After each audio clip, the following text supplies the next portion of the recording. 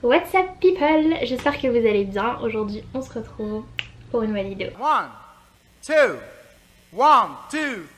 Ça fait super longtemps que je vous ai pas parlé face caméra. Depuis ma vidéo je pars aux USA. Si vous ne l'aviez pas vu, je vous mets le lien là ou là, je ne sais plus. Et depuis je vous ai posté que des Florida Life. Je vous partage pas mal de trucs cool, donc si vous n'avez pas vu les épisodes, allez checker ça. Et sinon je voulais vraiment dire welcome à toutes les nouvelles personnes sur ma chaîne, ça me fait trop plaisir, vous êtes de plus en plus nombreux à me suivre. Abonnez-vous si c'est pas encore fait, cliquez sur la petite cloche, comme ça vous ne manquerez rien. Bien sûr suivez-moi sur mes réseaux sociaux parce que c'est vraiment là en fait où je suis très active, surtout sur Instagram. Aujourd'hui je me suis posée pour vous faire ma vidéo différence US versus France parce que j'ai remarqué énormément de choses depuis que je suis arrivée ici. Donc ça fait plusieurs mois maintenant que je suis ici. Petite référence, j'ai une amie qui était en échange pendant un an en Californie. Elle s'appelle Colline, elle a une chaîne YouTube et elle aussi elle a fait une comparaison France vs Belgique puisqu'elle vient de Belgique. Si vous voulez aller voir, n'hésitez pas à aller checker ça, elle est vraiment top. Avant de commencer, j'ai eu pas mal de questions. Je vais vous résumer pourquoi je suis venue ici. Suite à mon diplôme d'école de commerce, j'ai eu l'opportunité de partir aux États-Unis en Floride avec une entreprise. C'est comme ça que j'ai pu venir aux États-Unis. C'est un projet qui me tenait vraiment à cœur, que je voulais vraiment réaliser à la fin de mes études. J'ai pas mal postulé, je vous mettrai des liens de site web si vous voulez. De base c'était pour un an, maintenant ce sera plus, on verra la suite. Sachant que c'est un projet personnel et professionnel, donc privé, et que je garderai privé. Mais sinon comment j'ai trouvé mon entreprise? Par réseau en fait. Voilà, le réseau ça se crée au fil du temps, de par vos expériences, vos stages, vos expériences professionnelles, et donc voilà, ça a été le cas pour moi. Si vous avez des questions côté immigration, je vous invite à aller checker le site web officiel. Voilà, officiel du gouvernement. Vous aurez toutes vos réponses, donc tout dépend de votre projet, de votre cas, de votre situation. Je vous mettrai le lien en barre d'infos, vous avez toutes les réponses. Dans mes Florida Life, etc., je partage surtout les spots que je découvre, les endroits, des bonnes adresses, des tips, etc. J'espère que ça vous plaît, je vous partage un maximum mon expérience, mais surtout, ça me fait des gros souvenirs et je suis trop contente. Faites attention à ma petite casquette très huge, j'ai hyper chaud. La première différence que j'ai remarqué, c'est que les Américains ils kiffent l'air conditioning. Là ici ils la mettent à fond mais comme jamais. Petite anecdote, j'étais au travail et je voyais les gens carrément avec un plaid, c'est pour vous dire, alors qu'on est en Floride quand même. Parce qu'en fait ils savent pas gérer entre la température extérieure et intérieure. Ils la mettent mais trop, enfin t'as l'impression que t'es dans un congélateur. Donc plusieurs fois je suis tombée malade à cause de ça. Si vous supportez pas la clim, ça c'est un gros truc, j'étais pas prête quoi. Deuxième différence, tout est grand. Tout est grand. Ça m'a pas trop choqué plus que ça puisque je suis déjà venue aux États-Unis en tant que touriste, donc j'ai déjà eu une première impression, mais vraiment quand tu vis aux États-Unis tu vois le changement quoi. Quand tu vas faire tes courses on parle pas de litres, pour les boissons on parle de gallons, c'est énorme. Attendez, faut que je vous montre. J'ai pas trouvé de gallons, donc là je vous montre. Ça c'est 1,4 litres et ça c'est la moitié d'un gallon que je prends toujours, donc 1,89 litres. Énorme. Les voitures, les énormes 4x4, pick-up. C'est mieux d'avoir une grosse voiture en fait ici, sinon c'est trop dangereux. Les supermarchés ils sont énormes, les campus ils sont énormes. Le campus de Miami, je vous le ferai peut-être visiter un jour, enfin, si je passe. Il est énorme, enfin on dirait une ville en fait. Les étudiants ils sortent pas de leur campus parce qu'ils ont déjà tout sur leur campus. C'est un truc de ouf. C'est vraiment comme dans les séries américaines et tout. Troisième différence, c'est en voiture. En fait il y a beaucoup de choses qui changent quand même au niveau du code, les codes couleurs et tout. Donc par exemple tout ce qui est jaune c'est obligatoire et tout ce qui est blanc bah c'est le contraire de la France. Un autre truc que j'ai appris, quand vous êtes au feu rouge en fait vous pouvez tourner à droite sans attendre le feu vert, mais il faut bien checker qu'à gauche il n'y a pas de voiture, mais c'est pas interdit. Donc ça c'est un truc qui change la vie parce que c'est cool. Dans les croisements vous pouvez faire demi-tour, ce qui est pas forcément le cas tout le temps parce que vous avez des panneaux. C'est un truc à savoir. Au niveau des emplacements de feu, le feu il est pas à côté de toi, il est genre à 10 mètres. Fait une autre impression, c'est habitué quoi. Ce qui est bien aussi c'est que sur l'autoroute à Miami, donc c'est le I-95, en gros vous avez des voies express. Il faut un pass spécial, ça coûte un peu plus cher le Sun Pass parce que c'est qu'une seule voie à toi tout seul en gros. En général les gens ils la prennent pas trop parce que c'est un peu cher quand même, surtout aux heures de pointe. Mais ce qui m'a vraiment choqué c'était qu'il y a au moins 4 voies, 5, 6 voies, 7 voies aux États-Unis sur l'autoroute. Déjà les gens roulent comme des malades, en plus de ça c'est énorme, donc tu te perds facilement. Et voilà, c'est une question d'habitude. Toujours dans le côté route, j'adore la route. Le permis tu l'as à 16 ans ici. Tu peux le passer une conduite accompagnée il me semble à 15. Faut qu'il y ait quelqu'un qui soit dans la voiture avec toi quoi. Mais le vrai permis c'est à 16 ans et ça coûte pas cher du tout. Je paye genre 20$ pour le code il me semble. Après je crois que c'est 25 pour le permis, mais c'est vraiment pas cher par rapport aux 1000€ et quelques qu'on paye en France. Les jeunes ils apprennent à conduire avec leurs parents ou leurs amis. En général le jour du test, tu viens avec la voiture en question avec laquelle tu as appris à conduire. C'est pas la voiture d'auto-école, c'est la voiture de ta mère, de ton père ou de tes amis, enfin bref. Les stations-service. Ce qui est bien c'est que c'est dans les deux sens, déjà de 1. De 2, la pompe à essence, tu as le système de clip. C'est-à-dire que t'as pas besoin de tenir ta pompe à essence, tu peux la laisser quoi.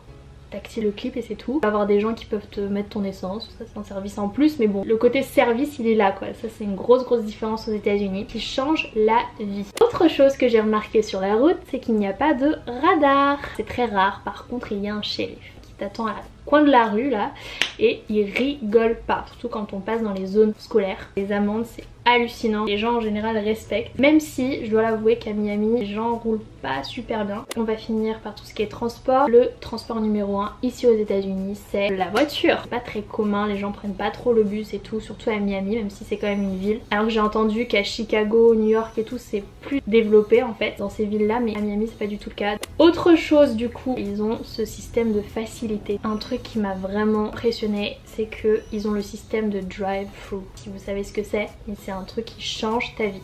T'as un jour de flemme, t'as des trucs importants à faire mais t'as pas envie de sortir de ta voiture, et bah t'as le drive-thru. Par exemple si t'as envie de te prendre un Starbucks, t'as le drive-thru. Si t'as envie d'aller à la poste, t'as le drive-thru. Si t'as envie d'aller à la banque, t'as le drive-thru. Si t'as envie d'aller à la pharmacie, t'as le drive-thru. Et en fait ça te permet de pas sortir de ta voiture mais de faire ce que t'as à faire de ta voiture. Génial. Les fast-food, on en parle. Il y a mais des milliards et des milliards de marques, de choix, il y a des fast-food à tous les coins de rue, ça il n'en manque pas. Et je peux vous dire que j'ai testé même pas la moitié quoi, je crois. Tellement pas cher, ça change ta vie, c'est vraiment pas cher. Je suis allée à McDo, 1$ le cheeseburger. Ce qui m'a beaucoup plu en fait ici, et c'est l'une des raisons pourquoi je suis venue ici, c'est le open-minded. Les gens sont très ouverts d'esprit, ne se prennent pas la tête. Ça je kiffe. Donc au supermarché, caissière ou le caissier va te parler, va te demander si ta journée s'est bien passée, va apprendre à te connaître, etc. Très accueillant. En général les gens t'appellent honey, love, des petits noms comme ça. Enfin sur le moment c'est un peu surprenant mais c'est comme ça en fait. Toujours dans le côté open-minded, c'est que les gens s'en fichent complètement et royalement de comment tu t'habilles. Tu peux venir en pyjama et ça c'est la vérité, tu peux vraiment sortir en pyjama ou en jogging ou whatever. Donc pas le temps de critiquer quoi. Ah, un autre truc qui a beaucoup changé ma vie, le broyeur. Quand j'ai vu ça, je me suis dit mais c'est ouf, pourquoi on n'a pas ça en France quoi. En gros, si vous savez pas ce que c'est le broyeur, dans votre évier, vous avez la possibilité de mettre tout et n'importe quoi. Alors j'exagère, on va pas non plus mettre tout et n'importe quoi. Un jour j'étais chez une amie, elle commence à balancer tous ses aliments et tout, là je commence à dire mais tu sais que tu peux bloquer ton évier, on va appeler un plombier en fait. Elle m'a dit mais non en fait, regarde, elle appuie sur le broyeur. Ça, je peux vous dire, ça change la vie. Les choses auxquelles j'ai dû m'habituer, ce sont les mesures. On parle pas de litres, on parle de gallons. Il y a yard, pound, miles, inch, feet. Enfin, c'est vraiment autre chose. Au début j'étais en mode faut que je compare centimètres, mais non en fait je me suis tout simplement habituée à leur système de mesure et c'est tout. Patriotisme. Alors bon, j'ai pas mal d'amis américains qui me disent non mais c'est pas vraiment ça et tout, c'est un peu un stéréotype ce que tu dis. Mais c'est vrai que j'ai vu énormément de maisons qui ont des drapeaux des États-Unis. Je me dis ah ouais, ils kiffent vraiment leur pays, ils sont fiers et tout. J'ai une amie qui me dit non mais c'est leur côté conservateur etc. Donc je ne sais pas trop si c'est une généralité. Bon, moi ça a été mon impression. Après les vrais Américains qui vivent ici, ils disent non c'est pas du tout ça. Ah mais ce qui m'a vraiment changé, 24 heures sur 24, 7 jours sur 7, si t'as envie de descendre à 2 h du matin, t'acheter un dentifrice parce que tu n'en as plus, tu peux y aller. Tu as envie de te commander une pizza à 4 h du matin, let's go. Un truc auquel je me suis pas encore habituée, taxes et les tips. Je commence à m'y faire en fait, je commence à... Si vous ne le savez pas, quand vous allez dans les supermarchés américains, les taxes ne sont pas inclus, donc vous découvrez ça à la caisse. Donc il faut toujours prévoir un peu plus, vous ne saurez jamais exactement. Au niveau des tips en fait, vous avez votre addition, vous avez la taxe ensuite qui s'ajoute et vous avez également le tips que vous devez laisser normalement au serveur. Donc on vous donne différents pourcentages. En général le minimum c'est 10-15%. Et si vous ne le donnez pas, c'est hyper mal vu parce que les tips fait partie du salaire pour le serveur. Voilà, il a un salaire de base mais il vit des tips en fait. Pas que les serveurs en fait qui vivent de tips, aussi les coiffeurs, les coiffeuses. Les tips c'est quelque chose de très important culturellement aux États-Unis. Faut get to use it. Vous voyez. Par exemple à Miami Beach, si vous déjeunez à Miami Beach, c'est déjà inclus. C'est pour ça que c'est hyper cher en fait, parce qu'ils incluent déjà, parce qu'ils savent que les étrangers, les touristes ne sont pas forcément au courant. Les boissons à volonté au restaurant. Le principe du refill, mais c'est une dinguerie. C'est trop bien, c'est génial. Je vous parle de Wendy's. C'est un de mes fast-food préf en ce moment. Donc il y a des énormes boissons que vous avez comme ça et vous avez le principe du refill. Et les limonades sont delicious là-bas. Donc vraiment, waouh, je kiffe. Tu repayes pas ta boisson au restaurant, tu peux demander encore du coca, tu peux demander encore de l'ice tea. Les toilettes aux États-Unis, c'est pas très intime. Un Européen, ça peut choquer. Pour les Américains, ils se disent mais pourquoi? Enfin c'est normal, il manque du papier toilette, je te le passe en dessous. Parce que eux me disent, t'as ça quand même en bas, donc on voit tes pieds, t'as ça en haut, on peut voir ta tête, et ça entre les deux portes quoi, donc c'est un truc de ouf quand même. Grosse différence que j'ai remarqué, c'est le principe du cashback. Alors je sais pas si vous savez, mais le cashback, c'est la vie. En fait, les banques aux États-Unis ont des partenariats avec les supermarchés, magasins, Starbucks, tous les restaurants, tout.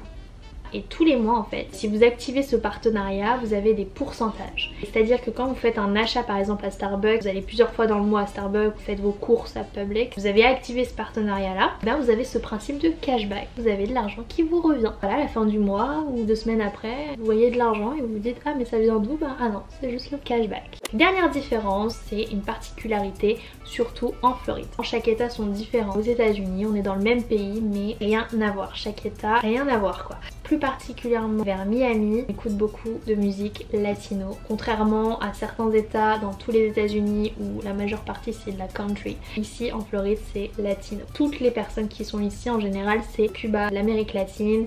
C'est juste la musique latino à fond tout le temps et moi je kiffe. Donc voilà, j'espère que cette vidéo vous aura plu, que vous aurez appris quelques trucs. Si vous aussi vous connaissez des différences entre les États-Unis et la France, n'hésitez pas à me dire ça en commentaire. Lâchez un pouce bleu pour donner de la force et puis pour me dire que vous avez kiffé la vidéo. Abonnez-vous si c'est pas encore le cas, c'est gratuit, donc vous cliquez sur s'abonner et cliquez aussi sur la petite cloche, comme ça vous manquerez rien du tout. Pas mal de vidéos se préparent. Rejoignez-moi sur mes réseaux sociaux, je suis vraiment hyper active, donc Instagram, Twitter, Snapchat, Facebook, mais surtout Insta et Snap. Je vous fais d'énormes bisous, je vous dis à très vite pour une prochaine vidéo ou pour un nouveau Florida Life.